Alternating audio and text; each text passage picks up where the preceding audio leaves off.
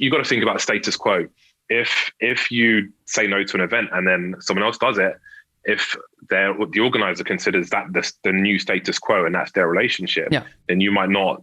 There's no guarantee you're going to get the next thing. Most of the people who work with them never see a contract. Some people didn't see any contract apart from one thing, some stupid pledge that they had them sign. Welcome, ladies and gentlemen, to the Minds of Media. My name is Blake Panashevitz, and today's guest is a poker player, the creative director of FaceIT, and a commentator who most recently has been announced to be working with Flashpoint Season 2. Please let me introduce James Bardolph. Welcome to the show. Thank you for having me. It's fun. Yeah. I haven't done anything with you before, so I'm excited. Yeah, this should be hopefully a first for you. Like, I know that you've done a lot of interviews. I watched through a lot of them, so it's always exciting to get to interview people who've done other things, because I get to have the fun experience of like asking you new questions, which I think is the most fun part about interviewing. So we're obviously going to delve through a lot of different things, your life, what makes you kind of the person you are today. But I like to start it off easy for all of my guests. So what we're going to kind of start it off with is I found a SoundCloud. Now, I don't know if this SoundCloud is actually yours or not, or they've just stolen your name. So this is okay. Do you have a SoundCloud out there with music? Four songs? I'm not sure. I'm starting to think maybe. Okay. I'm actually a little bit scared. Okay, so I could even go through one of the songs' name. It was Nomad Soul. There was one of the songs I listened. It was very interesting. It was I guess my question is: are you a musician? Is that something that you're really into, performing or creating music? If I made something, you wouldn't call it music. So I don't think that's me. Someone stole your name and picture then. I will say it's pretty good. Like, it has your picture and they stole your name, and then they have 4 songs on there that they claim are originals. I was actually really impressed with that. I was like, wow, it's like a little jazzy tune there. But I know that you've mentioned that you're into rap too. So that was kind of where I was like, well, maybe he actually is a musician or someone who is like overly creative. A lot of people use my name and picture, actually. If you like put my name into Steam, there are so many accounts with my name and picture on. Like, I was actually shocked at how many there are. It's kind of funny to me, but it's also a little bit crazy just how many there are. So that is kind of amusing though, but I do find myself in the weirdest places, I have to say. Yeah, I can that must be a surreal experience. That, like, why do you think people steal your face and name so much? Because I haven't seen that with a ton of other people. Like, I've interviewed a fair amount of people, and I haven't seen it where like their names and faces get stolen on like other things, really, like it seems as much. I don't know. I think the weirdest thing I saw was MLG Columbus 2016. I was walking down the short north to find a restaurant, and there was a woman in the street holding a printout of my head, which was pretty special. So that's not something I've seen before. But why? I don't know. I guess like just a kind of crazy stuff I've done in the past maybe resonates with people. So yeah, it is a weird thing, but did you sign the full doc? Because I feel like you're obligated to. I feel like if someone has like a full-on picture of you, you're like obligated to be like, hey, do you want me to sign that? Like, you have this, you went this far, I might as well sign it for you too. If they wanted me to, I certainly would have. I don't know I can't remember, to be honest. I might have. I took a picture of them for sure. I might even have it on my phone. That's hilarious, though. Yeah, let me see. I'll scroll back a little bit. I do actually. So I'll just I'll try and cut ahead off a bit because this was a long time ago, but you can see wow. So that was in the street in 2016. So yeah, lots of strange things have happened before, but it's awesome. I love it. It's great. I think I'm honored to have all this stuff going on. So it's pretty cool. Yeah, I mean, it would be pretty terrible if you didn't love it. Like, I mean, can you imagine that level of fame and people like do stuff like this all the time, but you hate it? Like that sounds like the worst like hell in existence. Yeah, like in the wrong industry if you hate stuff like that. Yeah, I think that would be, I mean, it's good that you enjoy it. So one of the things about you that when I was researching, I noticed is that you do a lot of scuba diving or deep sea. I don't know if it's deep sea fishing, but you involve yourself next to creatures that are terrifying in the ocean. Okay, that is where I will say, okay, I'm terrified of being next to sharks, and you've done it. You like to go in there. It's actually awesome. I have to say though that I was telling this story to someone today when I first dived in the sea, because I learned to dive in a quarry in Atlanta while I was doing E-League, and then my first dive was actually in an aquarium in Atlanta as well. Really? But my first sea dive was off of California at Catalina Island. They have a kelp forest there, and then some of their sea bass, which are in a kelp forest. But the week leading up to it, I was like, you know, I was thinking about things logically. Like if I'm in the sea and a predator decides I'm prey, like anything I try to do from that point is basically irrelevant. I just have to accept that I'm at the mercy of these creatures and so on. And so especially in the last week leading up to that dive, I was like, okay, back in my mind. But once I got into the actual sea, it was perfectly fine. And I was just like, it was just super cool. It was awesome. And all those kind of irrational fears, because it's ultimately fear of the unknown. Like you're scared of them until you're actually doing it, and then you're just fine. If you're brave enough to, you know, if it's like a concern or you have an anxiety, if you can overcome that to get in there, goes away immediately. So that was just going into the sea. But when I first went shark diving, that was reef sharks in the Bahamas with Stuart Coves diving. So then I was like, oh God, it's sharks. And when the boat pulls up, you can just see the odd one just swimming around the boat and so on, and they're just super chill. And other people get in before you. Like if you were first in or something, but you might be a bit panicky, but no, it's just perfectly fine. So it's all, I wouldn't say out of context, but it's just like, it's just an irrational fear.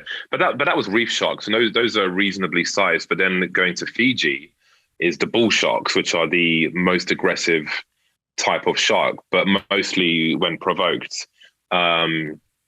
But that was different. Those ones you don't see straight away. We went down to a pit, and then there was like 40 of them all of a sudden. But I was a bit excited more if I saw a tiger shark, because the sheer size of those, I haven't seen one of those yet, but I was hoping I would see it. But I think it would have been like exhilarating to see. But no, they're just like, generally speaking, they're all super cool, and they're just really awesome. And there's something which is like therapeutic about scuba diving as well. I have some friends here or there who have PTSD, some ex-army people and so on. And I think it's a recognized therapy for them as well. Just general scuba diving. Yeah. It's like if you're angry or anything, it just takes everything away. It's like the most significant thing that I think I've done in terms of like a life-changing event. Yeah. Scuba diving was just like changed my world completely. Now, is it scuba diving in general, or do you have this like passion for nature? Because I've also seen you comment about food or like post pictures of like delicious looking food. I love food, and my goal is to eventually travel the world and just eat all the food in the world. I don't really have any intentions of going scuba diving or anything like that, but I wouldn't mind eating some of those like things. Well, I would say I'm a foodie as well. In terms of nature, I care about the environment and stuff, especially. Yeah, I think diving exposed me to what goes on with like shark finning, the shark finning industry. And because there are some theories in the East that because they theorize that sharks don't get cancer, therefore, if they eat sharks, they won't get cancer or it'll cure their cancer and so on. So it's more than 100 million sharks which are killed every year for this industry. There's actually a documentary film called Shark Water, which exposes the people who've been doing this illegally in some South American countries, where you have an entire roof of like on a shipping dock, just with all these shark fins that are just drying out, and they got them confiscated by the police and so on. And the guy was making a sequel to that, and he went diving with a rebreather where no bubbles come out, which allows you to get closer to some sea creatures which would be scared of the sound of the bubbles otherwise. But he unfortunately died. He went did a bit too much of it, and he passed out on the surface. But the person he was with also passed out on the surface. And the other guy went up first. So the people on the surface were like trying to get him out of the water, and the other guy drowned because they busy with the first guy. Jesus. I haven't seen a second one yet, but that's definitely something I want to watch. So generally, like, I care about that stuff, and I try to kind of raise awareness on that front. But food wise, you got to get yourself to Japan, I would say. I was born in Japan. I want to go back. Like, I've never been there. Born in Japan? What, military base or? Yeah. I was born in Okinawa, actually. Oh, that's really cool. Yeah. So it's on the list. So what happens if you're born in a military base? Are you technically Japanese or American? I'm American. So the way that it works for Japan specifically, as far as I know, they don't have dual citizenship. Some countries, I think you can get dual citizenship, but Japan, I could not. I looked into it. I was very sad because that would have been awesome. That would have been cool. Yeah, it's on my list to go there because I remember my parents talking about Japan all the time. And I actually had Ben Goldhaber on here, who runs Juked, who loves going to Japan as well. Yeah. Yeah. So it's on the list. I can see him being a weeaboo, so that makes sense to me. But for sure, I think I went to Japan for 10 days, and they're like a texture-based food country. So I had an amazing experience there. I'm not fussy with food as well, which certainly helps. Yeah. But I think one of the most interesting things there, I went to a fish market actually, where people bring in the night's catch. They've got all these like tuna just laid out and frozen. I don't know how they froze them so fast, but they're all frozen. I've actually got a photo blog. I think my last entry was Japan. I haven't updated it in ages. Although I've got my new camera, which is just down here. So hopefully it'll be updated soon enough. I actually made a video of my esports event I did in Russia. So rather than my photo blog, I put it on my YouTube. Anyway, so there's this place called Tsukiji Fish Market, which if tourists used to be able to roam around a lot more, but they got in people's way. So now there's like this wooden walkway that takes you through the middle, so you can't just irritate people getting on with their daily lives. But anyway, you go there like 3:00 in the morning, and basically the fishermen are auctioning their catch. So each one's got their own lots with everything laid out. And I guess people from restaurants or whatever, they've got these, some kind of tools, like pokey thing to like inspect the fish and so on, and they'll bid for that particular catch. But they also had a sushi restaurant on site, which opened at 6:30 in the morning. And I went there, and basically the foreigners would get this big laminated menu of all the different sushi, so you could just point at the pictures. And there was one other couple in the restaurant, and they picked something from the menu, and I was sitting by the bar, so I could see what the guy was doing because he had a blowtorch to do certain things. But he had a tank as well with a few fish in the back, and one of the fish they chose was coming out of that tank. So the guy netted the fish, put it on the table, and then he just cut the sides of it to make the sushi. Yeah. So he didn't kill it, didn't do anything, didn't cut its head off, just literally had the live fish there, just cut the sides and made the sushi. Then he had like basically the skeleton and the head, and he wrapped it around a cocktail stick as decoration and served it to the couple while the head was still twitching like this, which was like, I wasn't expecting to see that. So that was like a monstrous adrenaline rush for me. I don't know what they were thinking because it was on their table. Yeah. I feel like you're going to have two extremes, like, oh my God, this is cool, or oh my God, I'm going to be sick. But that was, that was the culture of that country. And that was an amazing experience as well. I'm glad it wasn't on my table because that's some serious guilt right there. The thing's still moving, and while you're going to eat it, I don't know what I think about that. But I mean, haven't they said that fish can't feel pain the same way? Generally, that's the idea. But I mean, I just don't. I mean, maybe that's dependent on nerves. Maybe there's some science behind that. Yeah. I don't really have an opinion because I don't know how you could know. Like if you watch a spearfishing video, I watched. There's a spearfishing channel on Instagram which I follow, and you'll see like if a fish gets speared, it will try and swim away unless it gets the one shot and it's just instantly dead. So it must have feelings to know it's been speared. Mm-hmm. So I know it would make sense to me that it feels pain, because that is a way to know you're in danger. Mm-hmm. So I don't know. Maybe we'll never know. They can't communicate with us. That's true. That is true. This willingness to explore the world, that is, I think, a really awesome thing that you have. Have you always been someone who wants to explore the world? Was that something you were taught growing up? Well, before, let's see, it was about 15, 16 years ago. Are you familiar with DeviantArt? Yes, I am. I think I've seen people, at least I've seen people like post some of the artwork, like the different artwork. From these days, I think it's just pictures of furries and weird stuff. Yeah. But back in the day, there was quite a reasonable photography community. Mm-hmm. So like right now, I shoot with a digital rangefinder, which I bought last year. But I used to shoot with film rangefinders back in the day, which I can't be bothered to develop them anymore. But I used to organize photography trips around Europe. We did one in Paris. We did one in Tallinn in Estonia. We did one in Krakow, Poland, and Venice, and maybe some other places I can't remember. But I used to do like a Friday to Sunday trip and make it as economical as possible for people. We had people from Indonesia turn up to go to the one in Venice, which was really, really cool. So they were popular, but it wasn't too big a group of people. Yeah. So it was like a close-knit community. So we used to travel with a purpose like that before, but I think like fortunately because of my job, I could take that to another extreme. Mm-hmm. So now when I go to like, most years these days, I spend about 2 months at a time in LA twice a year. Yeah. And often we have a little break in our season because there's other events going on and so on. So I try and use those breaks. My plan was every time I go to LA, I want to fly to another country that would be more expensive for me to go to from London, for example. Yeah. So I went to Fiji to do the shark diving there from LA. I was supposed to go to French Polynesia to go diving there, but I missed my flight because I booked it almost 6 months in advance and they brought it forward an hour and I didn't read that email properly. So I turned up an hour late.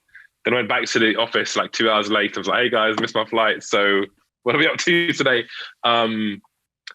So yeah, like when I go to Shanghai, for example, the second last time I went to Shanghai, I flew to Bali to go. One of the guys who used to work on Counter-Strike, actually, he randomly challenged me to go and find some sunfish. Which, do you know what a sunfish is? Okay, we have something. So I grew up originally in Upper Michigan near the Great Lakes, and we have something called sunfish, but I don't know if they're the same thing. Okay, well, actually, it's called mola mola. Sunfish, I think, are the small fish which kind of are like flat and they just lie sideways on the surface to I guess to get sun. But mola mola are like as big as me, which is like 6'4", but they're about as wide as me as well. So just this big long fish which is super thin, and you can find them in places like Bali, but they generally stay about 75 feet, or no, actually I think they're like 100 feet or something, but it's in a certain season, and if it's not in that season, they're normally, I think they're deeper, or maybe they're in a different place. I can't remember, but I went there just before the beginning of that season, so I didn't get to see them. But also I was extremely sleep deprived from China, and I was taking anti-nausea pills, which also make you drowsy. So I was falling asleep under the sea. After that first dive, I just stayed on the boat and just got ruined by mosquitoes. So wasn't a good time on those dives. But the point is, who knows if I ever would have gone to that place. Maybe Bali I would have, but Fiji, I think I'd probably never go there had it not been for this. So I think the funny thing is I kind of learned to scuba dive at random when I was in Atlanta, and I was there for 5 weeks. Yeah. But so like Dan chose to stay there the entire time. I chose to fly it to London and back every week because it was for 3 or 4 days a week we were doing a show.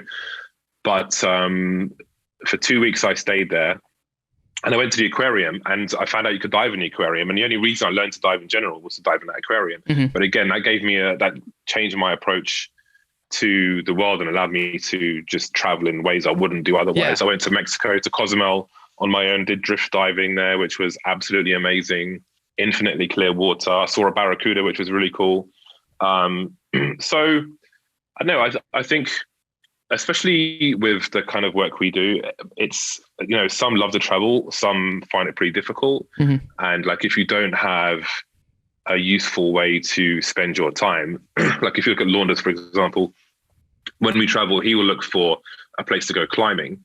I'll look for a place to go diving or hiking or something. But historically, like years ago, some people would just, sit in the room and drink and then just not be happy and so on. So this is what I do to get mental stimulation. Yeah, I think that's really healthy too. So I want to take it a step back, and by a step back I mean like a lot of years back.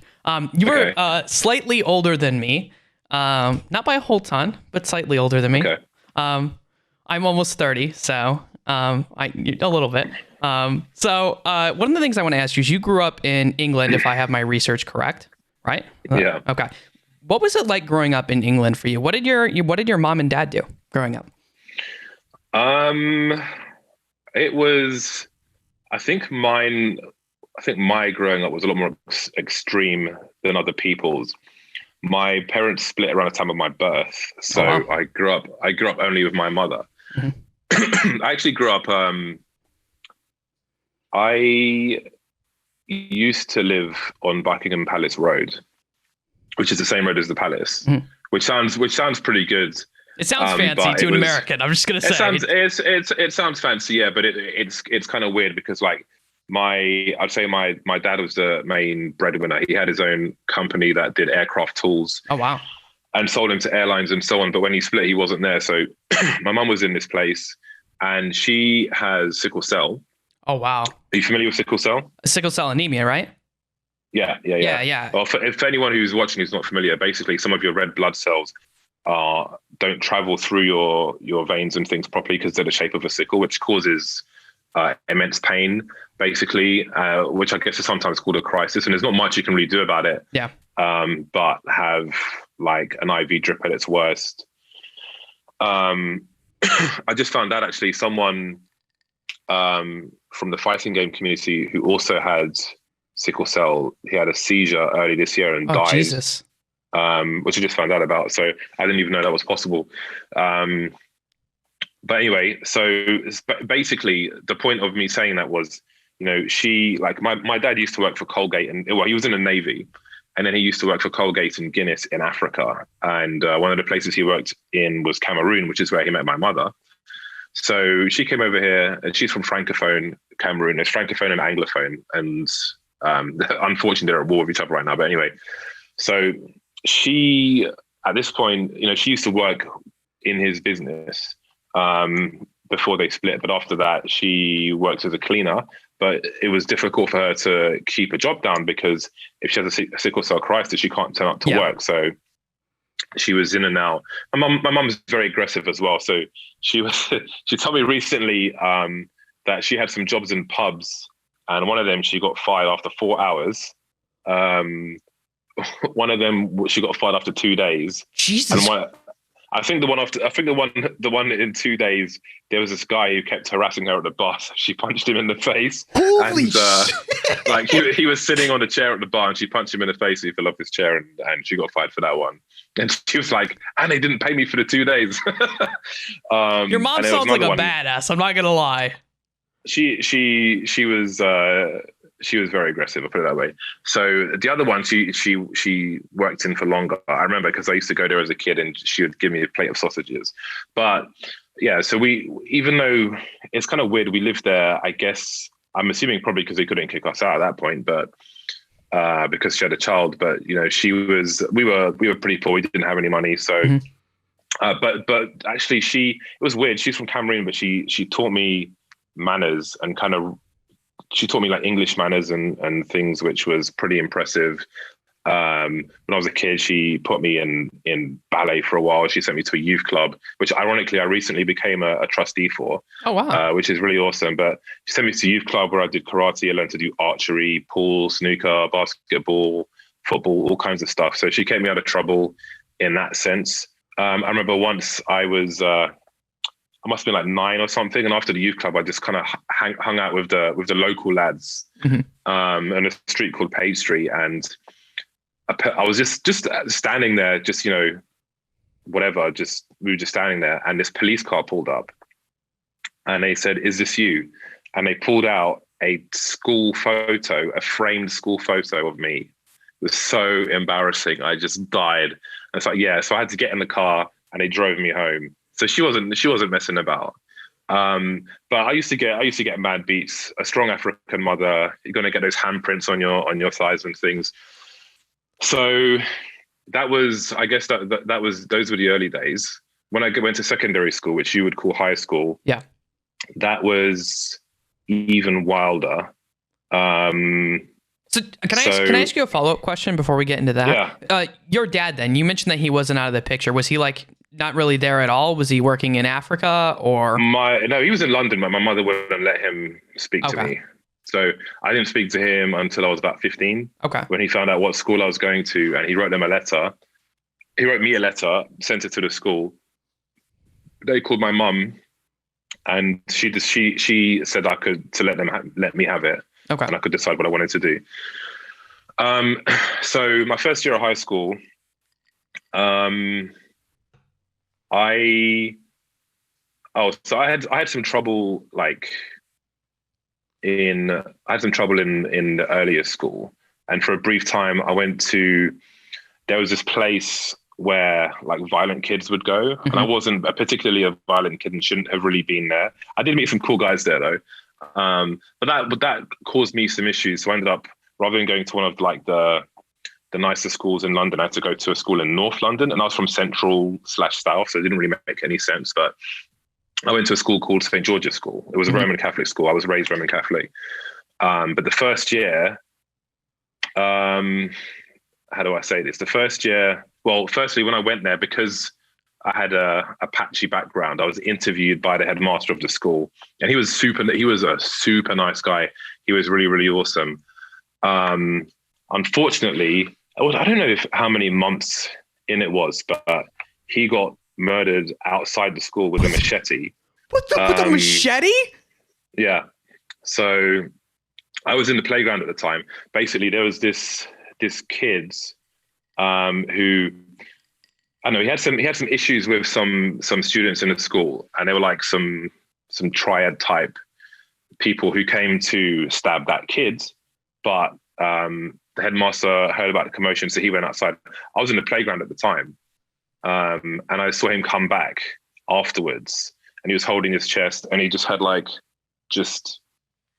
he was wearing a white shirt, obviously, and it was just like stained with red blood down the bottom of his chest. Holy shit. So I'm pretty sure he died in the school, and then the kids that were there. So he got like stabbed down here somewhere with a machete, and it went up and pierced his heart. Oh my God. And he died. So that was my first year of high school. So okay, does that have an effect on you? Or is this like standard quo? Because I imagine for me that would have an effect on me. I'd be like, what the fuck is going on? Granted, I am just an American white kid who went to a school that had like 20 kids. So I'm just very small. But like, does it have an effect on you? I mean, you saw your headmaster literally stabbed and bleeding there, and he eventually died. Yeah, I think it would for most people. It was just surreal to me. Okay. Afterwards, obviously, the police came, and all the kids that were there were in the main hall where you'd have assemblies or lunch. And I remember standing there looking around, and you could just see like a chorus of kids crying. Just like there were just loads. There were way more kids than there were like staff, obviously, in there, and they were just all really just sort of like that kind of bawling noise, just from like I don't know, like exhausted crying or something. Yeah.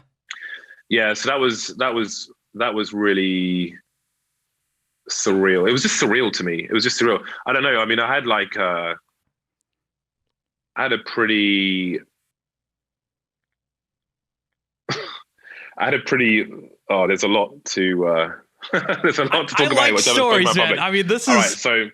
So I had some crazy shit happen in my life before that time. My mum was kind of violent. Have you know, there's a kitchen utensil, right, which you would use on a chicken or something, which like a boning knife type thing. It's like it's like that. Yeah. I know what you're talking about. Yeah. I had one of those in my arm before I was 11. So I actually have. You probably can't see it, but there's like a mark here and a mark here from. Yeah, I can see one of the marks. You can see that one, and the other one's like there. You got stabbed with like a pitchfork? It was well, kind of, yeah. It was hanging out of my arm briefly, and then it kind of fell off. But I think that qualifies as stabbing, James. Okay. So what happened? How do you get like what?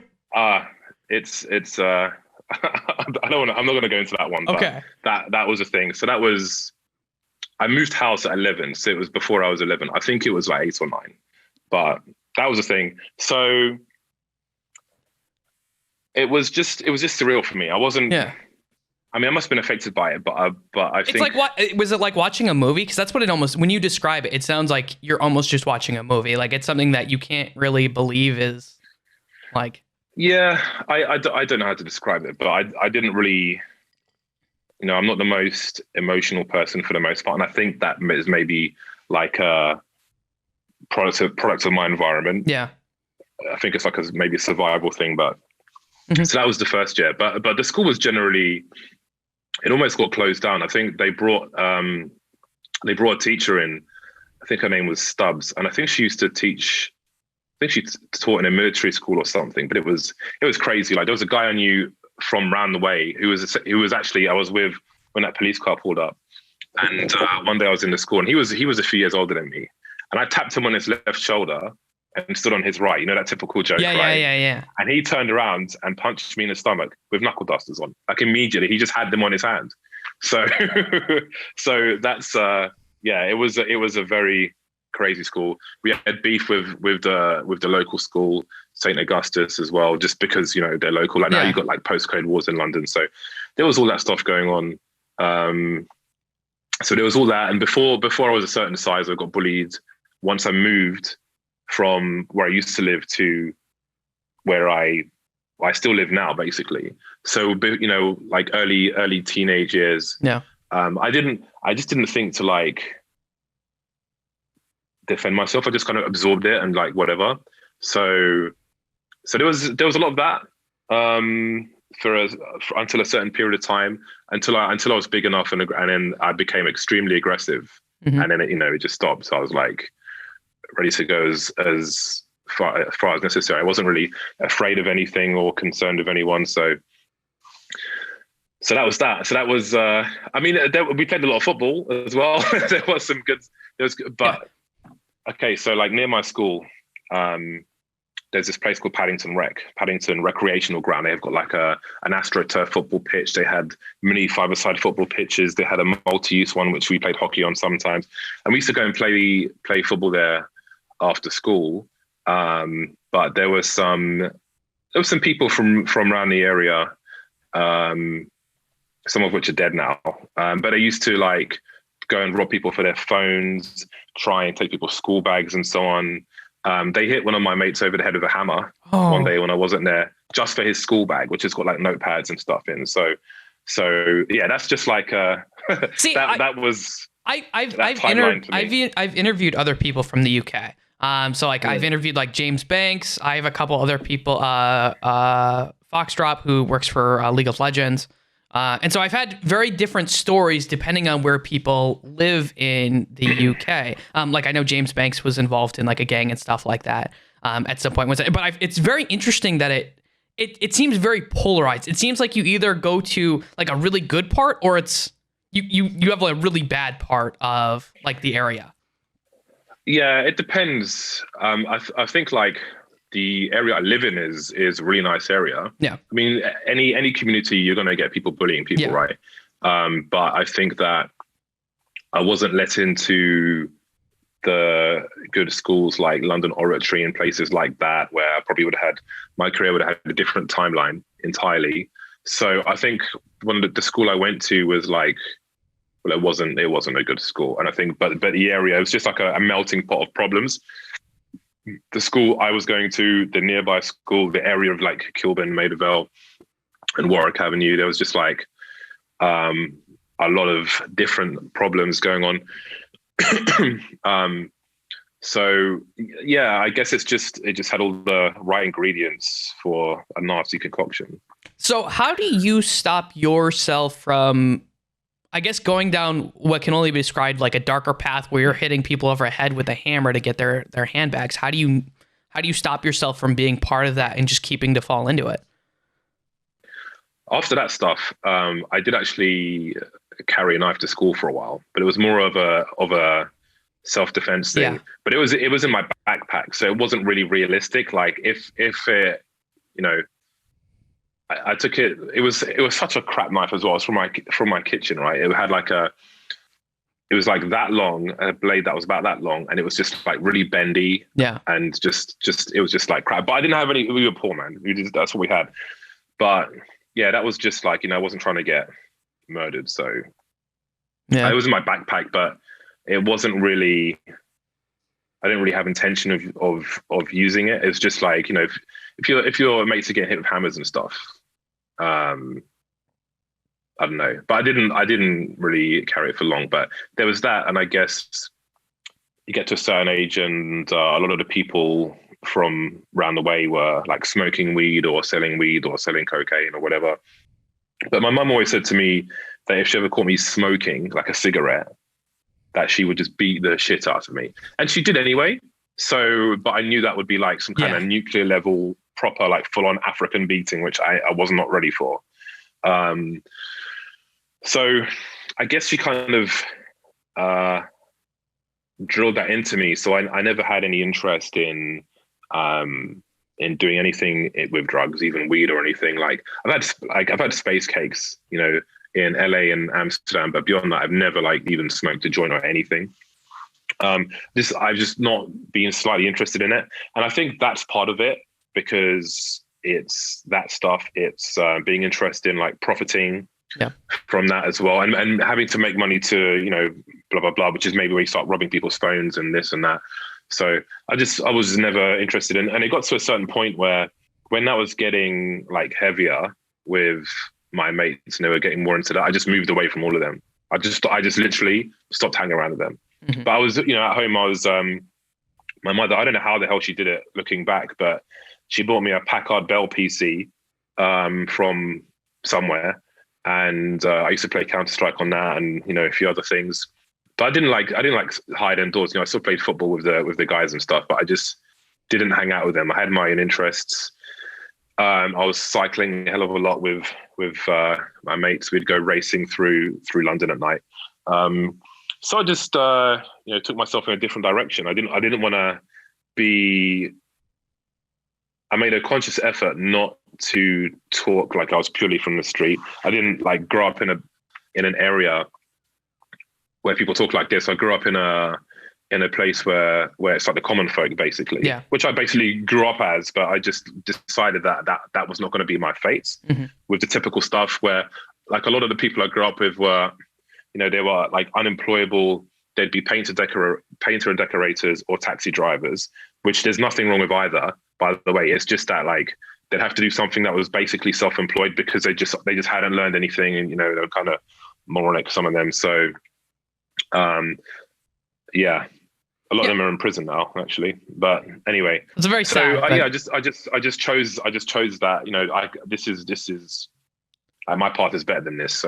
So I guess my question for you then is, you come from like I kind of view you as I think the best word is like a self-made man, like someone who you have an incredible work ethic from what I have read and seen. You seem incredibly intelligent, but when you're going to school, are you this type of person? Are you someone who's thinking, how am I going to make it ahead in my future? Are you looking at doing school? Are you looking at starting your own business? What are you thinking about to move yourself from this area that is maybe primarily with people who are self-employed or impoverished to a different lifestyle? How do you decide this is what I'm going to do to get out of this? Well, I wasn't really looking to my future. I want to do this, I want to do that. Well, I mean, I liked IT stuff, right? But the problem was, because of the violence in and out of our school, we didn't really have many good teachers. Yeah. Actually, one of the best teachers we had was the French teacher, he was one of the people where for some reason everybody just feared him, and was super. Everybody was on mad best behavior in his class, and they were just completely terrified from him. So when he was there, like my first year, I got straight A's in French with him. But it turned out, I found out late. I mean, one day he just wasn't there anymore. Turned out he's in jail because he, in some decades before, was like physically abusing students, was kind of a pedophile. So he's in jail. So he was, his name was that Mr. took the Ward. very drastic extreme. That went from like 0 to 10 very quickly. Yeah. So that was him. And we had like one or two reasonable teachers, but for the most part, the teachers were awful. The teachers were just, everything about that school was bad. So there were some people who worked really hard. I think there was some like there was a lot of, it was a big mix. It was a big cultural mix. It wasn't the posh white people school. There were loads of like Africans there. There were people from Kosovo there, like refugees, people from various countries that were there. And some of them worked super hard. Sometimes, I don't know, I was a practical joker. You can kind of see that in my behavior on camera, but I was definitely a practical joker. And I was, flirting with the cute girls. I went out with one of them for a while in the last year, but I was just kind of causing havoc a lot of the time. I mean, our French classes in future years got so pointless that we used to just throw dictionaries at each other, because it's a French-English dictionary, right? So it's like a lot bigger than a normal dictionary. So we used to just throw at each other's heads and stuff. So it was just complete carnage. I mean, I got terrible grades at school. In like religious education is compulsory to a certain age. You have to do it to, I guess, 16. Yeah.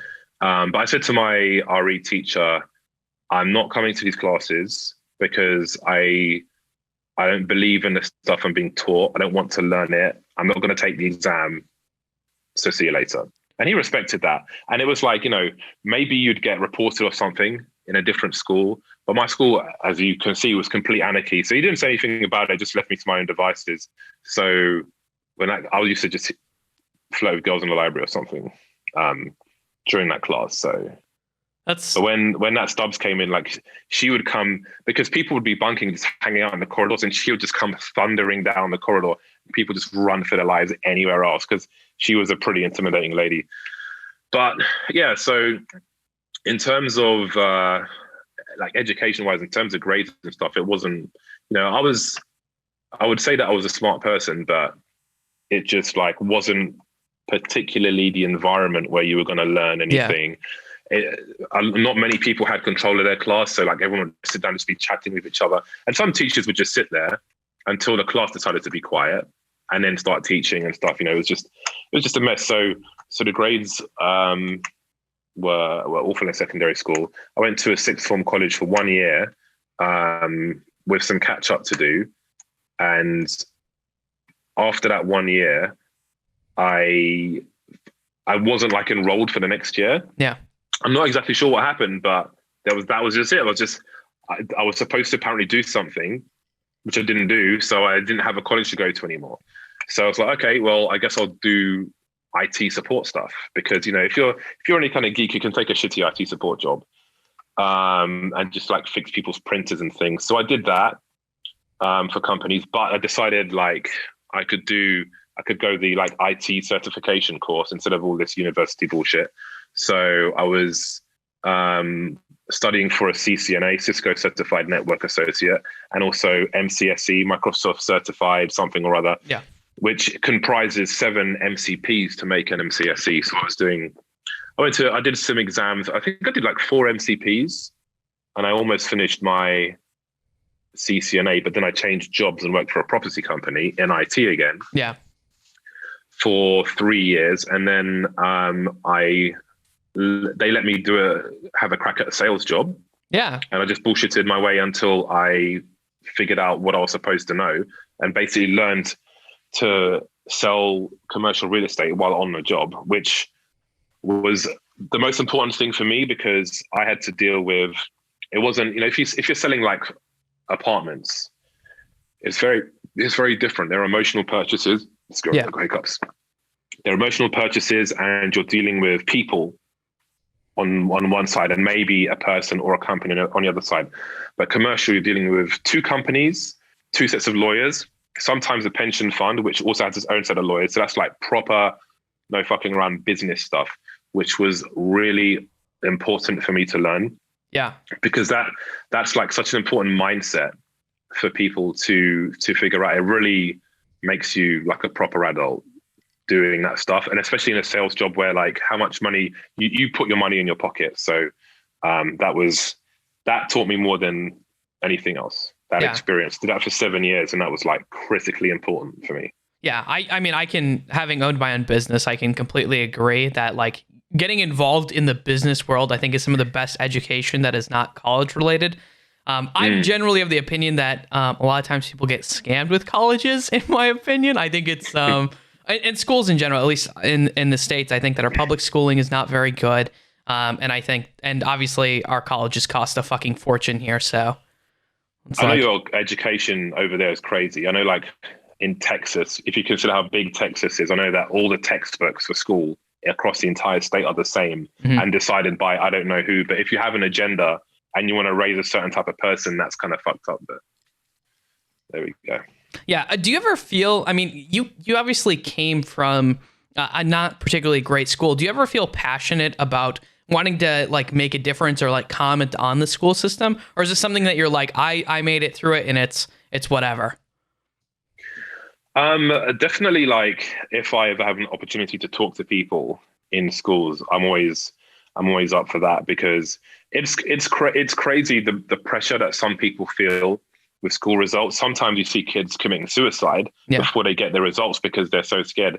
And again, like I think fear is mostly of the unknown. And I think when you're at that point in your life, you don't necessarily know what lies around the corner. Like, what if you fail? Is there a way out? Are you going to be working in a fast food place for the rest of your life? It's like, it's quite crippling for some people. So I think it's important to say that, you know, I came from a place where everything was fucked and fucked everything up, but found, you know, to tell my story, because it's probably a lot worse than most of theirs. Yeah. So if it gives perspective for one person that, you know, it's not that bad, then I think that stuff is super important, definitely. Which is why, for example, I became a trustee of the youth club I used to go to as a kid, because I mean, a lot of the people on that trustee are typical kind of like 60s, 70s. Not that there's anything wrong with that, but I think I can bring a different perspective, especially as somebody who went to the club. It's the oldest club in the world, actually, the oldest youth club in the world, called St. Andrew's Club. But I went there, I'm sure, more recently than they did. So I think I can probably connect with the boys and girls on the streets a bit more. So I think that stuff's really important. Yeah, I think it is too. I think that's really, I think it's a really good thing for you to do. One of the things that I kind of looked into is that you even mentioned this a little bit earlier, is photography is something that you really enjoy. You talked about doing the photography club. Is that something that you've always been into? When do you start to pick up photography? Because it's a very weird thing to, I come from this really hard school. I go into IT where like photography doesn't feel like necessarily, like I'm just going to drop this in my lap today. I don't know how I got into it, but I'm pretty sure my first camera that I had was I think it was a Canon PowerShot A70 or something 70. Mm-hmm. Basically, like one of my biggest and longest loves is cycling. Mm-hmm. And I used to just cycle around London at night when I was unemployed. I like London late at night when no one is around and the roads are empty and you can just cycle. My friend who is also a trustee who I went to school with, he was a year or two below me. We would cycle west. We would just cycle west until we got lost, basically. And then be like, should we turn back? Okay, let's turn back. So we just go cycling on these just mad journeys. But I used to cycle at night and then take like an angled picture on a bridge or something of all the lines, you know, just like geometric type things. So I guess it just started there for fun. Then I found a community of people on DeviantArt, and we used to meet up, and then it got more serious. And it's funny because in a lot of ways, I tend to devolve rather than evolve. So after that, I bought a Canon SLR, but then I went backwards and got film rangefinders, and I only shot in black and white. And it's like, you know, with watches, I started with like Timex Ironmans and stuff, and now this thing is 51 years old. The watch on my wrist right now, so I feel like the older stuff has more character. So it's just something that developed. Just absorbing other people's photography, old photographers like Henri Cartier-Bresson and things. And I found a love for photojournalism and documentary photography. And I know it resonated with me. I found it compelling. So it's something I'd like to do myself. I bought this, it wasn't really reasonable for me to shoot film anymore, but this is a digital one. So Yeah. with this, I can do like, if I, like when I went to not Epicenter, it was another event in Moscow. It's on my CS YouTube channel. Basically, I documented my entire journey there, my experience there, and I spoke over the photos to give people a view on what my life is like as a commentator in Counter-Strike. So I find that very rewarding to do. And again, like, not everybody knows how to kind of enjoy themselves when they go away from these trips. They get homesick and so on. But this is one of like many ways that I can get something more out of it. Did you ever think about becoming a professional photographer? Was that ever on your list of like, you know what, maybe I'll just become a professional photographer? Not particularly. However, I mean, it was more just a passion, like a hobby. So I think that's the best way to approach stuff. I had an opportunity to be a paparazzi once. I spoke to an outfit and they told me Elton John's going to be at the V&A Museum in London at, I don't know, 2 p.m. or something. Go and get some photos of him. And I thought about it and I thought, that's not really, like, I don't want to make money by harassing people. And I mean, paparazzi is like part of how the subject makes money as well, but I just don't want to be a part of that. I don't want to be in some bushes somewhere invading someone's privacy. So I had a chance to do that, but I just decided not to. I don't blame you for that at all. That sounds awful. Like, it doesn't sound like the beauty of photography, right? Like, when you think about photography, you don't think of someone invading someone's privacy in a fucking bush. Yeah, that's more a love of money than photography. Yeah. And it wasn't for me. That's not me. That doesn't sit well with me. So.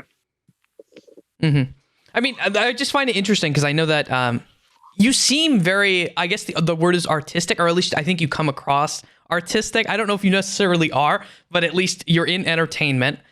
You have this like love for photography and stuff like that. So I find it very fascinating that like previously there was something that was a hobby that could have potentially turned into a job. And I mean, esports kind of started out as a hobby and you turned it into a full-time thing, right? Like, that's actually, I suppose I should mention partly what happened there.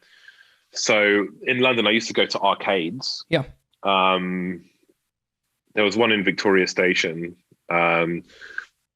which I used to go to, which was my local. And I had no money. They had like Ultimate Mortal Kombat 3 fighting game. They had Primal Rage. They had Daytona USA and things like that.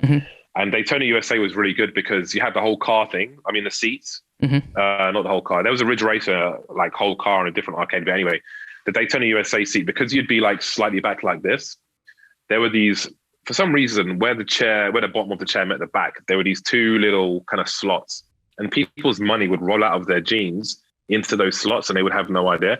So I'd often find pound coins there and I could play Daytona.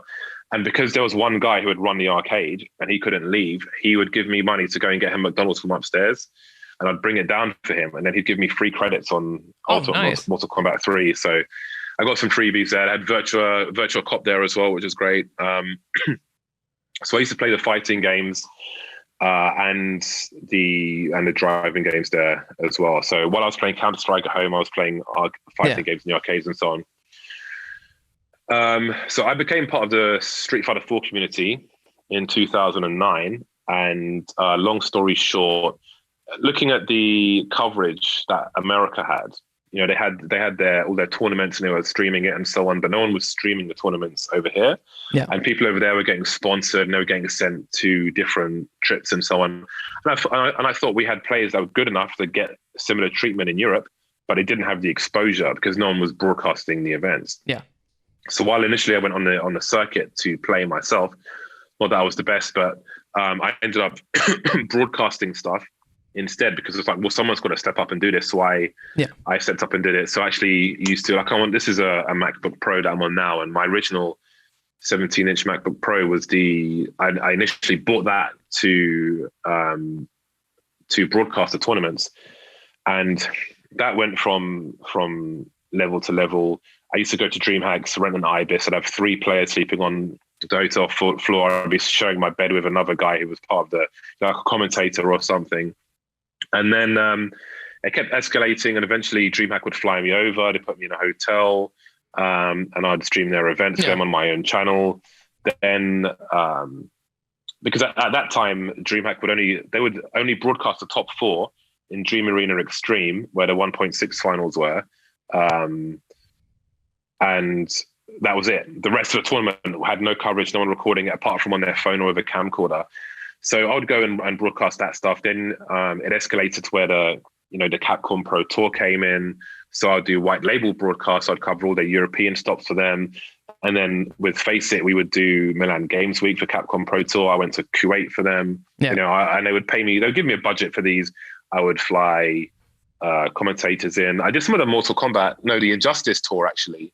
And I flew in. I persuaded them to raise the budget to fly in a commentator from America and all this kind of stuff. Did a lot of stuff in France, like multi-game tournaments. Did World Games Cup every year.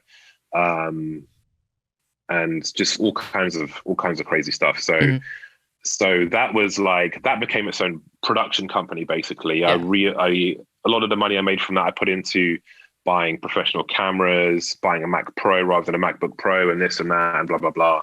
Paying the commentators, flying them in, organizing hotels, all this kind of stuff. So that was a great journey. And then when I got in touch with FaceIT about Counter-Strike stuff, the reason I got a full-time job in the first place is because I could produce, I could manage people, I could also do commentary. So I just from passion, I was able to develop a lot of skills that were useful. And I came from, commercial real estate. So I understood business, because a lot of people in esports don't understand business, which makes things awkward and difficult to talk to some people, but it's very important if you do that, have that understanding at least. So I feel like that is one of the things that gets overlooked probably the most is the business aspect of esports. When you look at esports as a whole, I feel like most people don't take into account. They just think it's endless amounts of money and that it can do whatever it wants. And that's really not how it works. Yeah. And people look at things emotionally a lot. Yes.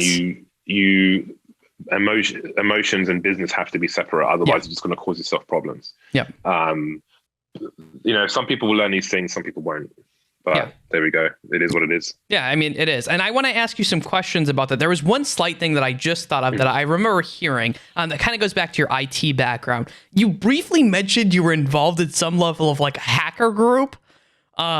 Because I actually had DJ Weed on here, and actually I don't know if you know this, but he was actually at one point the FBI came to him when the internet was first starting because he had hacked into his school and stuff like that, and they were like, "Oh my God, you could be arrested and stuff like that." What level of hacking are we talking about here, James? How far are we going? Okay, well, first I'll say it was I was a script kiddie. I didn't have any particular skills per se, but okay. So let's say I knew people. Okay, so back in the day, before things like Kazaa, right? On IRC, you had these things called XDCC servers, where basically you could get files transferred over IRC. I mean, that was the best way, XDCC, but the FBI were all over those. And there may have been some emails from the FBI about one of those servers. But anyway. There were these teams called FXP teams. And FXP, if you look at FTP servers, FXP is basically where you get one FTP server and another FTP server. And FXP is when you send from one FTP directly to the other FTP. Yeah. So rather than you downloading a file from here and uploading it from there, you're using the T1 lines that they have or whatever lines they have and just doing direct. So when you would have a 0-day server, an FXP team would have some kind of host server with just a massive file dump on there. And when you rooted a SQL server with a common exploit, you would set it up so they could just fill it with wares immediately. Or in the UK, a lot of people call it warres. So I hang out with some Russian guys who it started with things like WinNuke 95, where they would in IT. Okay, so we had the Russians using WinNuke 95 to nuke other computers. You literally just put the IP in and press nuke and it would blue screen. But then the Mandem wanted to beat them up. And because I was kind of half Mandem, half with the Russians, I was like, guys, stop. I stopped them from getting beaten up and stuff. But it started with that. And then I guess I became more curious about that stuff and looked at the box.sk websites and so on. And then got involved with people So there was this group. Um, One of the main things they used to do was they used to hack porn sites, because back in those days they had like things like CC Bill, and basically they had these forms to log into the porn sites, and people who subscribed, the porn sites had this like dictionary of passwords or something they would generate. So these guys had a massive IRC channel called alt.sex.passwords. So people would go and talk to the bot and say, you know, I want a username and password for this site, and they would go into the directory of hacked usernames and passwords.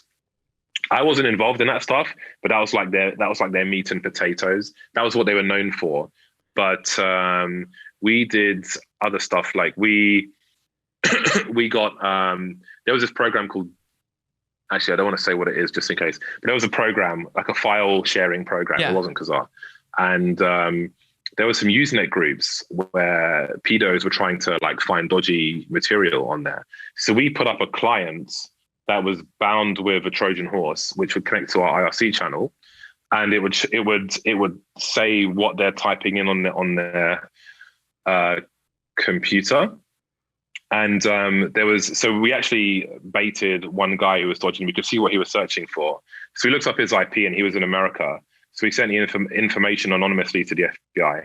I don't know what might have happened with that. Yeah. That wasn't, I mean, we didn't do that for too long, but that was some of the stuff we did. And yeah, there was some of the what kind of makes FXP you get, stuff. was like when you're getting into that kind of level of like information or like technology, what is like the pressing thing? Is it mostly just to have fun? Is it just to improve your skills? Like, oh, can I do this? Like, what's the drive for that?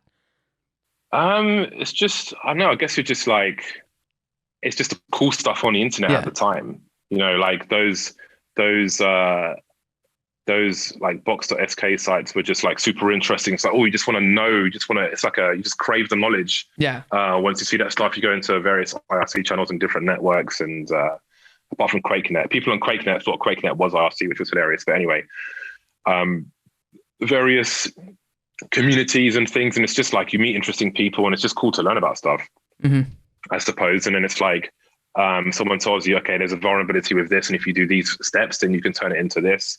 And it's like, I guess it's cool. Yeah. Of course, I find it interesting, but it's just... was in a test environment in my house on LAN. Yeah. Never did on the internet. Yeah. Of course. Yeah, of course. But yeah, I guess it's just like a curiosity thing. It's like, oh, this is really cool. And it's just, I think it's just yearning information, really. It's not like necessarily a desire to do anything malicious. It's just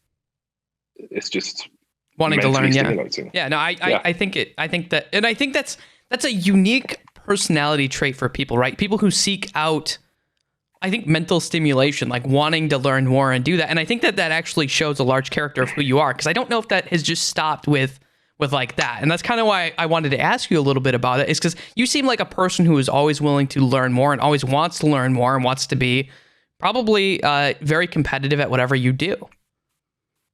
I have to add, actually, so with that hacker group, so I was pretty young at the time. I didn't even have internet at home. I used to go to, there's an airline called EasyJet, right? Yeah.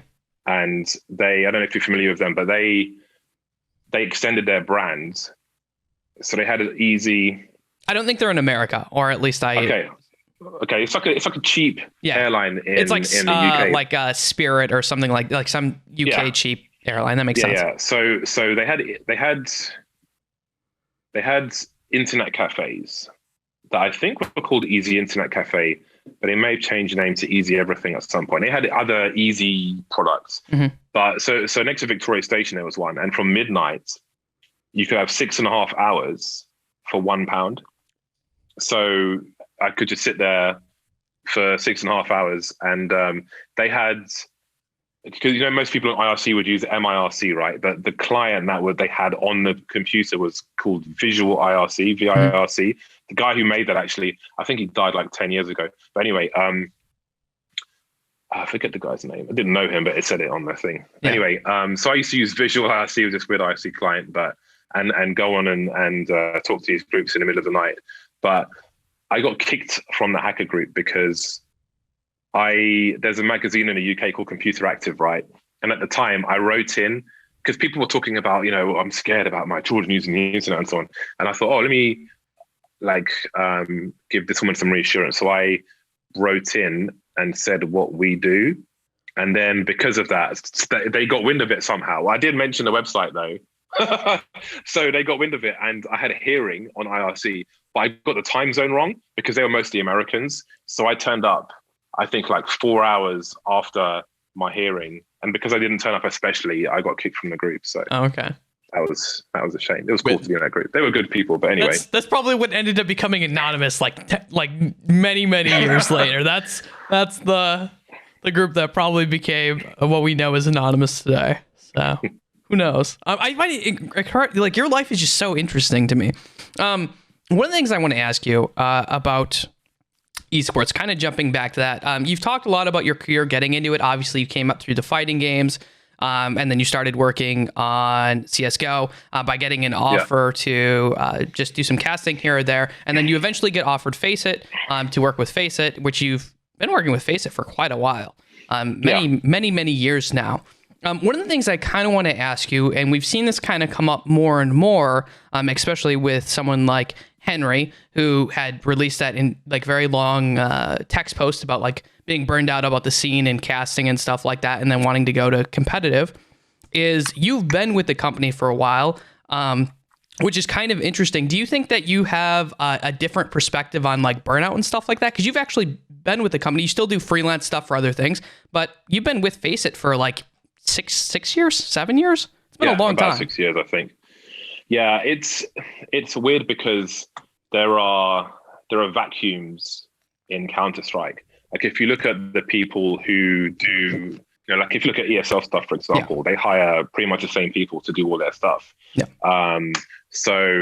But again, I think for people in that position, if they turn something down, then they may feel like the people who do that instead of them are now the people in that vacuum, and suddenly they find themselves on the outside. And there's a fear that being on the outside may turn your revenue to zero. Yeah. If the new people are, because you got to think about status quo. If you say no to an event and then someone else does it, if the organizer considers that the new status quo and that's their relationship, then you might not. There's no guarantee you're going to get the next thing. Most of the people who work with them never see a contract. Some people didn't see any contract apart from one thing, some stupid pledge that they had them sign. So it's like it's not the same for A as it is for B, for example. So like my situation is very, very different to theirs.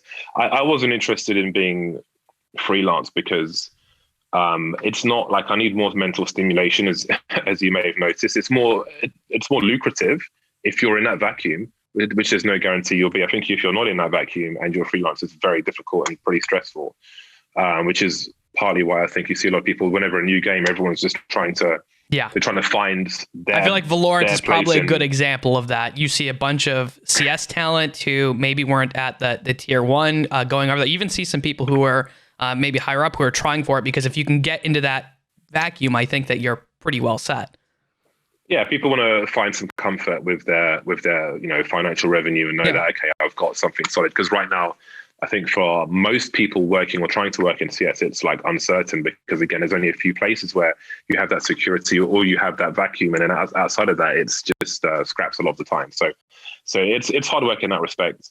And then I guess there are relationships with the people you're working for. And I know over there are some frustrations of people not really getting what they want out of it. Mm-hmm. And again, like it's not for everyone. It's mentally taxing for some people more than it is for others, for various different reasons. So it's pretty complicated. Like from the outside, it looks like a dream job, and it is.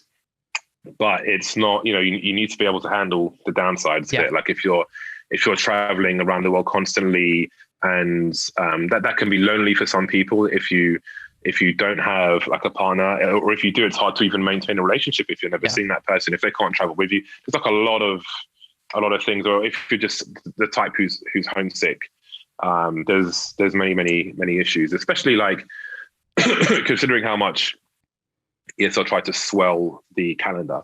If you look at when I went to Shanghai, I went to Bali for a week afterwards, and I have the time to do that. You don't necessarily have the time to do something cultural and get like a balance in your life. So there's like a lot of variables where if you've got the wrong one switched for you, then it can be a lot more stressful than someone else. Yeah, so I want to kind of delve a little bit more into the business aspect, because first of all, I think that you understand the business aspect, and I think it's fun to ask questions about this kind of stuff. Looking at the way that we've seen the different productions coming up with just using CS right now, we see Flashpoint, which is, I think, been one of the people out there pretty much saying that they're going to offer long-term contracts, because I think a lot of their promotion is to obviously compete with that freelance bubble. Which I think is very interesting. Do you think that this freelance bubble that is currently there is going to change? Do you think the evolution is to go to something like Flashpoint where it's longer term contracts? I don't think so, actually. Well, not across the board for various reasons. If you look at ESL, for example, people, I think, want things from them that they probably in the worst position to offer. Because if you bear in mind, once they got bought by MTG, I mean, if you think of before they got bought by MTG, they had salaried people who were pure commentators for them and didn't do anything else. Once they got bought by MTG, then you have especially because they were trying to sell like ESL, DreamHack and stuff. You've got to make that look as attractive as possible, right? And part of that is looking as lean as possible. So you have to get rid of people. Yeah. So, they had people who were contracted before, but I think like they became expendable then. So it's, there are pros and cons to being freelance. One of them is that you're freelance, so you lack that security, but you're gonna make more money because of that. So there are different options. So Flashpoint can offer people stability, and there are people who can say yes to that. But I feel like if you're in the vacuum where you're making like loads of money with ESL, you might kind of hate the situation you're in, because of the constant uncertainty and the fact they could just discard you at any point. But you're making money while you do it, so. It's. Do you think that both business models are something that are going to stay, or do you think that it's going to switch to more like? Do you think like if you had to look at the two companies, Flashpoint's model versus like ESL, which one do you think? Do you think they both can last throughout the times? Do you think that it's going to eventually? Because we're seeing more franchises in general, with like Overwatch, Call of Duty, League of Legends, right? So we see franchises kind of coming up, and I think that's where everyone expects the evolution to go. And with franchises, you kind of expect that talent is going to be probably more long-term, probably not as much freelance. But do you think that the ESLs can like hold through and last? I don't know. I don't think that the developer in Counter-Strike wants to see that happen. I suppose it could do like long-term damage, which is probably a fear for them. So do I see it lasting?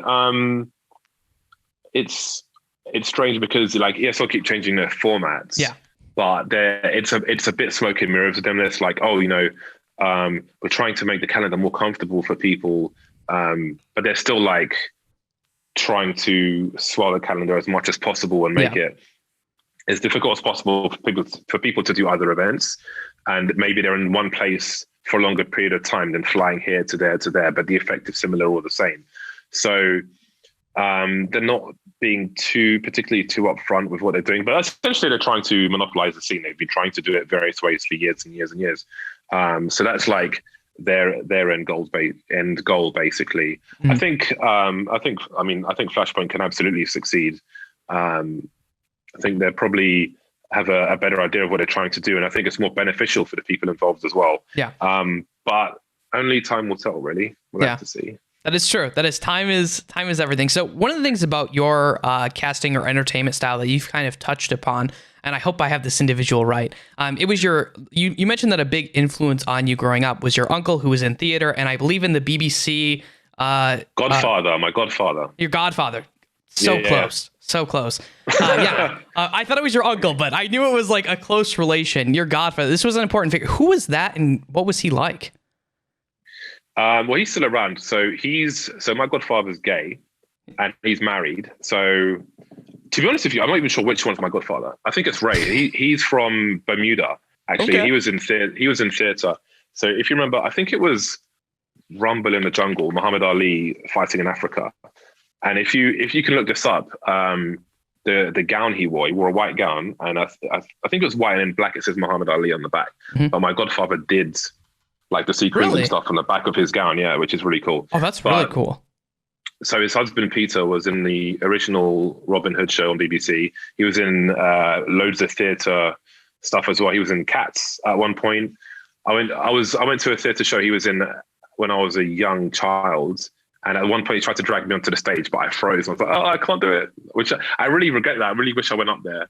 But they're like full of energy and flamboyant not in a two-camp way, but just loud and in a nice way, and just great, like full of energy. So definitely got a sense of humor from them.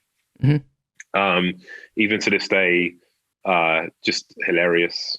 Now, did you Mary? My mom calls him Mary. They're just like, it's good. It's a good time. Did you interact with them a lot growing up? Was that a common thing? Like, were they active in your life? They were my neighbors up until I moved at about 11 years old. But even now, they live around the corner. I don't see them enough, even when I am at home. But we've always, they were neighbors. And I mean, they're more or less neighbors now. They live around the corner from me. So I visit them from time to time, all too rarely, which I will regret one day. But yeah, I don't see them as much as I used to. Yeah. But definitely the influence is always there. Yeah, he actually makes, because he used to make he used to have people like Liz Taylor in his house. He used to make couture outfits for people. And now he makes blankets and things. I bought a few things from him to put some money in his pocket. And it's nice to have something from him at home as well. Yeah. Because I remember you mentioning this, and that seemed almost like a close family member who probably had a large influence. Like, I mean, if you say that this is the person who had so much influence on your life, I feel like that's got to be an important figure of hey, this is someone who did that. To be honest, there wasn't much family around for me. Bearing in mind, my mother was from Cameroon, and I didn't speak to my dad's side of the family. There was those two, and that was about it. I went to Cameroon once. I remember my grandfather, but that's about it. They're more or less, outside of my mum, my only family on that side. And then I'm in touch with my dad now, and he's been married 3 times. So I've got a brother, an older brother and a younger brother. I've got a sister who I've never met, and I probably will never meet, who's older. But I'm very close with my older brother and his wife and children as well. So I'm happy you were able to rekindle those relationships. I think that's really important. Can you talk about what it was like to rekindle those? Because I mean, obviously, you mentioned you didn't have any contact till you were 15, and then you got a letter. If you don't feel comfortable, don't feel obligated to. That's fine. Yeah, he wrote me a letter, and I was like, it came out of the blue. I wasn't expecting that, and it was a bit. I had mixed emotions. I had some anger. I wasn't sure why. I wasn't sure if I should be angry about it. I never. My mother hates my dad with a passion, but I don't know what the whole story is, and I wasn't particularly interested in hearing the whole thing, because it's just he said, she said. It wasn't anything too crazy. It was just a breakup. So I guess I remember he once sent me a Christmas present of a remote control tank, which only had directions to go forward and left. So if you drove it into the wall, you were just stuck. You had to pick it up and move it. And I had one of those big skateboards where the back is a little bent and the front is flat. But I was too scared to fall off it, so I just sat on it and went down a hill. So I could have been a skateboarder, but I think my center of balance is too high for that. But anyway, so I met him a few times, and he still had his company at the time. And I met my younger brother, who was very immature at the time. But he's a bit out there, but he's older and smart now, and he's quite a little kid. But my older brother, his wife was French, and he lives in France. He's lived in Cameroon as well. So I'm pretty close with him, and he's great because I'll go and see him and his kids, and we'll go drive to a mountain and go up and have a picnic at the top of a mountain or a hill or something. Nice. So. That's he lives in rural France. For the longest time, he used a map, wouldn't use GPS or anything. He's a guy who has skills. If all the energy in the world cut out, he would be alive. I wouldn't know. So he's a great admirable person. He taught me actually how to develop black and white film. Really? He learned photography in London. Yeah. So he is a very smart man, and we talk about photography and stuff every day. So That's awesome. yeah. So he is a great sibling to have. Definitely. His kids are all awesome as well.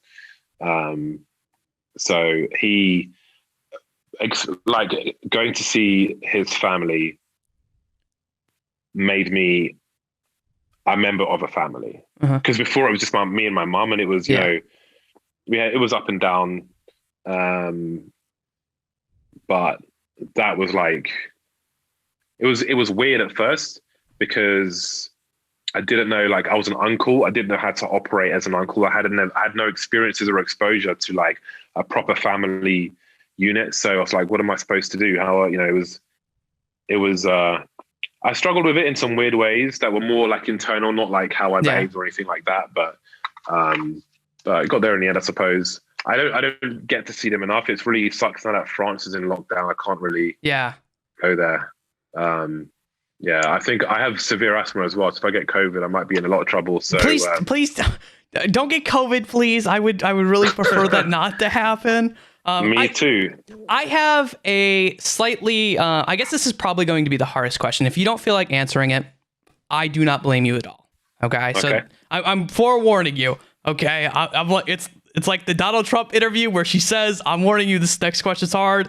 One of the things you had mentioned in a past interview is that there was a close family friend who passed away and you were too selfish to go visit them. And it probably happened, I want to say it was between 5 and 7 years ago, if I have the dates right.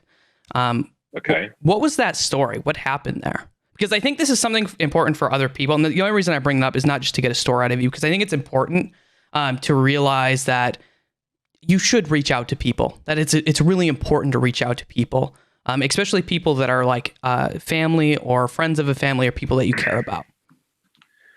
Well, I think it's just one of those situations where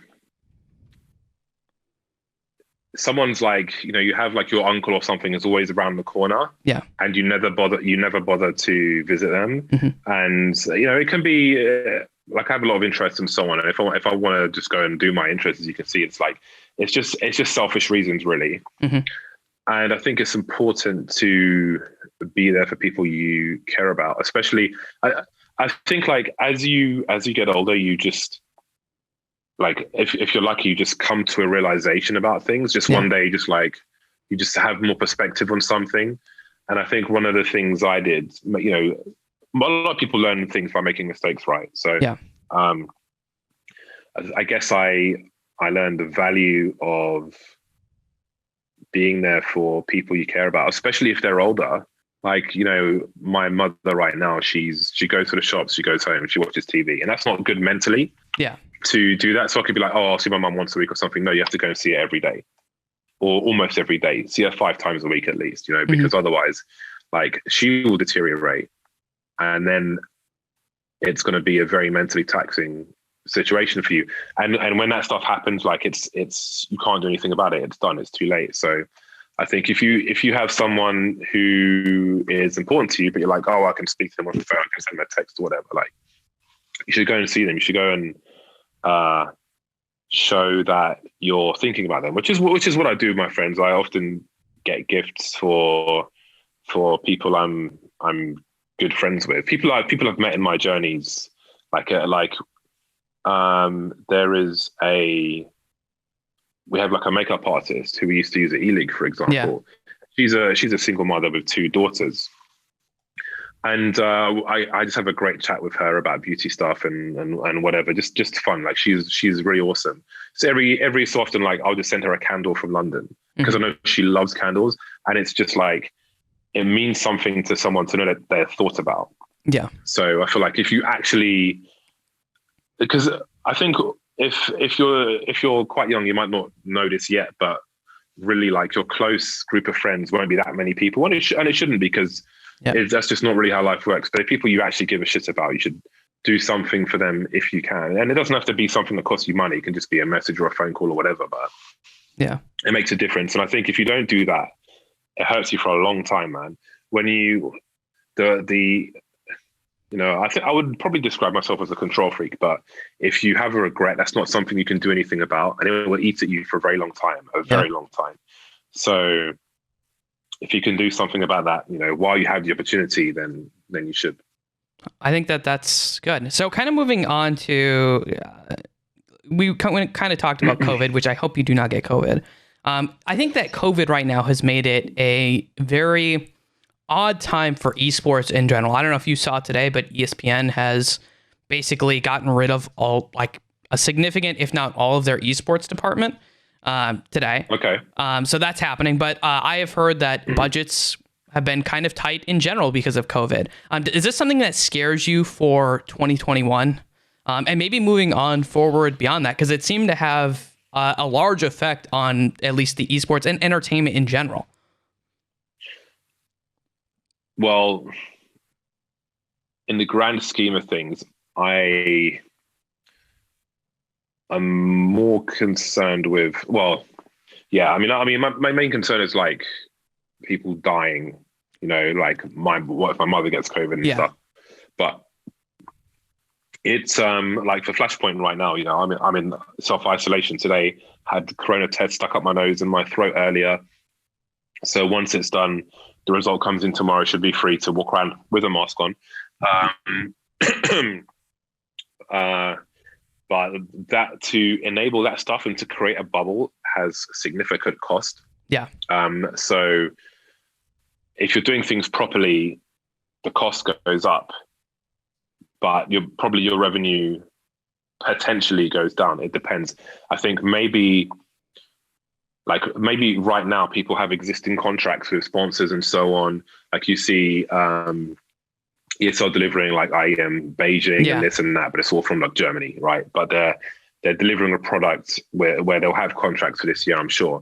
But when it comes to re-upping for I mean, they're big enough, but they probably have like maybe a like multi-year deals, like 3 or 5 years or something. But if you're not in that situation, then it's going to be probably difficult. I guess the question is, what do people have the money to buy? Because if you think about it, a lot of people are at home, although a lot of people also lost their jobs, but I don't know how much that correlates to people being at home and what they might find useful at home, like peripherals and so on. Yeah. Maybe that's more important. Maybe that's more attractive now that they're spending potentially even more time on it. So if they've got a disposable income, there are things to be measured in that respect. But definitely, I would imagine there'll be a shrinking.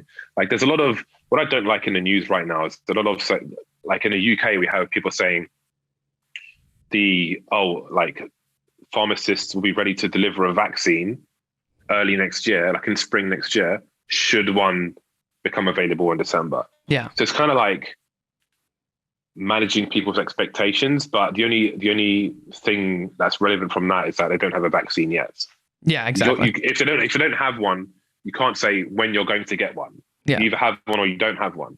So that stuff is just like complete uncertainty. And I think you have to go worst case scenario until you know otherwise. And I know there's like the third and I think final round of testing for some vaccines where they're doing a large group of people to look for side effects and so on. But still, I think I think you have to go by worst case scenario. And even in the UK, they said only the most vulnerable groups will get it, which would be like older people who work in the health system, people like me with severe asthma, respiratory issues, or things like diabetes or whatever. So until there is an actual solution, I think it's like if you have like an up and coming game. I mean, there's a lot of issues like. We have one of the biggest games in the space, but if you have a game and you're trying to make it there and so on, I suppose there's a lot of variables like how do you get eyeballs on your game? You don't have live events like a DreamHack or something to have a booth at and so on. So it's weird. Like maybe people would save money from like booths and things like E3, blah blah blah. So I'm sure, like for a game launch, in terms of game launches, I'm sure games will still be launched because it's arguably the best time to launch games because there's more people to play them because everyone's at home. So, but in terms of events, it depends. I think what's difficult at the moment is, at least in Europe, all the countries shutting down again. Yes. Because it makes it like if you want to plan to have like players in the studio, for example, within a bubble, then how do you pick even a country to have that in when you have all these lockdowns going in, going out? I think if that goes on for longer, there may be a more reasonable process because sporting activities are still going on for better or worse. Yeah. I don't want to use Florida as an example. I live in that state right now. It's awful. Yeah, because like if you look at WWE in a performance center, they are constantly having outbreaks there, constantly, which isn't a good example. But you do have the sporting endeavors like football. Yeah.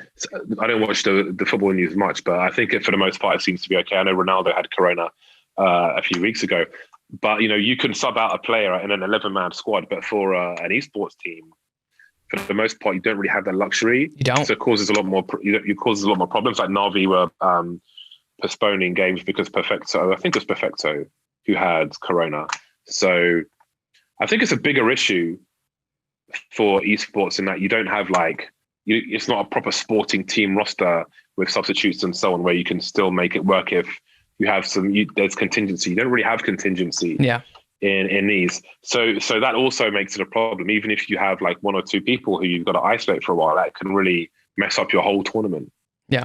So and that can affect viewership as well. If that's like a big Brazilian team, and then so there's a lot of things. Like in terms of points of failure, there are so many points of failure to try and do something with teams on site right now. And if you're doing it on the internet, it can still be interesting. I think especially with the way we do things, we've got different setup of teams and different kind of broadcast to make it interesting. It's not just your usual regular scheduled programming that you're seeing every other week.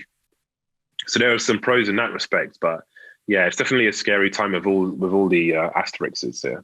Yeah, I worry because I can't imagine that ad revenue is higher at all. And in fact, I'm willing to bet that it would be lower. I don't have any data to show this, but from some of the people I've talked to, it sounds like it is lower. Because people just aren't buying things as much. They're buying some things, but so if esports is largely funded by different. Well, it's activations. You're not going to survive on Twitch adverts. Basically, no. It's about activations and products and things. Yeah, I'm not thinking like the 3-minute ads that Twitch does. I do not. The CPM on those is terrible. But yeah, I mean, just in general, getting a sponsorship from Red Bull or something like that, or different activations. I can't imagine that they're staying the same. I would just be kind of surprised. I think there are different opportunities. I think there's a lot of unexplored opportunities actually with activations. But I think maybe it depends per game. I think Counter-Strike's obviously one of the harder games because you're terrorists and things, and especially with what's going on around the world at the moment. So that makes it more difficult, but I think there's plenty of interesting things to be done. If you look at Nike, for example, you look at the sneakers app, they're still releasing sneakers every week. They have a calendar for the whole year. And I mean, I think streetwear alone is like a massive thing with our audience, which sporting people don't have, which is why they buy up all the esports teams. I think that's just like a massively overlooked, for example. So there's a lot of opportunity, which has to date not really been done in our space. So while the things that we have traditionally done have been, potentially going down, there's way more upside that just hasn't been explored properly. Yeah, I can see that. Awesome. Well, I don't know if you noticed, I had you here for an hour and a half. Believe it or not, I only have one last question for you. Arguably the hardest question. Okay. This is actually the only question that I ask every single one of my guests. I've greatly appreciated having you on here. I hope you enjoyed it. If you didn't enjoy it, it's too bad. You were stuck here anyways, so there's nothing you can do about it. My last question, though, for you. Having had the experience being on the show and telling about your life, if you could see anyone to be on the show, the only criteria is they have to speak English because it's the only language that I know. Who would you like to see on here? And if you pick someone who I've had, I'll let you know.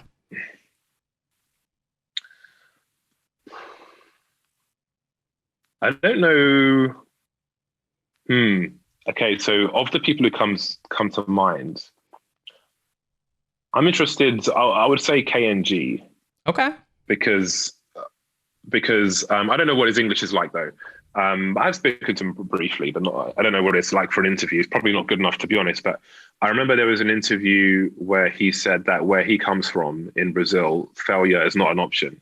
And I can entirely understand that. And that would be interesting to kind of, because I feel like in certain countries, like in Brazil, for example, the importance of like making it in Counter-Strike is not the same as like Western Europe or something. Mm-hmm.